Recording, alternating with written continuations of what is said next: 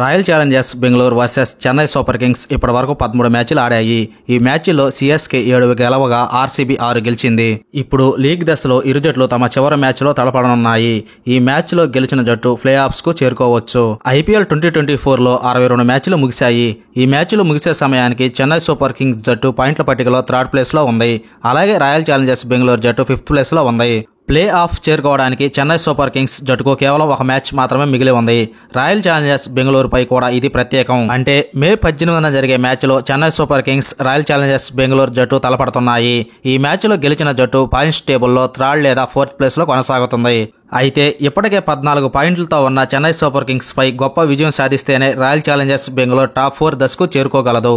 Hi friends, మన వీడియోస్ని చూస్తున్నారు కానీ లైక్ చేయడం లేదు. ఈ వీడియో కానీ నచ్చితే ఒక లైక్ చేయడం మాత్రం మర్చిపోకండి. అలాగే మీ ఫేవరెట్ టీం ఏదో కామెంట్ సెక్షన్లో కామెంట్ చేయండి. చెన్నై సూపర్ కింగ్స్ జట్టు నెట్ రన్ రేట్ ప్లస్ 0.528ను కలిగి ఉన్నందున ఆర్సీబీ జట్టు ఈ నెట్ రేట్ను అధిగమించి 14 పాయింట్లను సంపాదించాల్సి ఉంటుంది. ప్లస్ 0.387 నెట్ రన్ రేట్తో ఆర్సీబీ ఎంత మార్జిన్తో సిఎస్కేని అధిగమించగలదు? దీని గురించి ఇప్పుడు మనం పూర్తిగా తెలుసుకుందాం. చెన్నై సూపర్ కింగ్స్ తో జరిగే మ్యాచ్లో రాయల్ ఛాలెంజర్స్ బెంగళూరు ముందుగా బ్యాటింగ్ చేస్తే 18 రన్స్ తేడాతో గెలవాలి. ఎగ్జాంపుల్ గా ఆర్సీబీ స్కోర్ 200 పరుగులు చేస్తే చెన్నై సూపర్ కింగ్స్ తప్పనిసరిగా 182 లేదా అంతకంటే తక్కువ పరుగులకే పరిమితం చేయాలి. దీని ద్వారా కనీసం 18 పరుగుల విజయాన్ని సాధించాల్సి ఉంటుంది. ఒకవేళ ఆర్సీబీ ముందుగా బౌలింగ్ చేస్తే చెన్నై సూపర్ కింగ్స్ కేవలం 18.1 ఓవర్లలోనే లక్ష్యాన్ని ఛేదించాలి. అంటే ఎగ్జాంపుల్ గా చెన్నై సూపర్ కింగ్స్ 222 రన్స్ లక్ష్యాన్ని నిర్దేశిస్తే ఆర్సీబీ విజయం సాధించడానికి 18.1 ఓవర్లనే దాన్ని చేజింగ్ చేయాల్సి ఉంటుంది.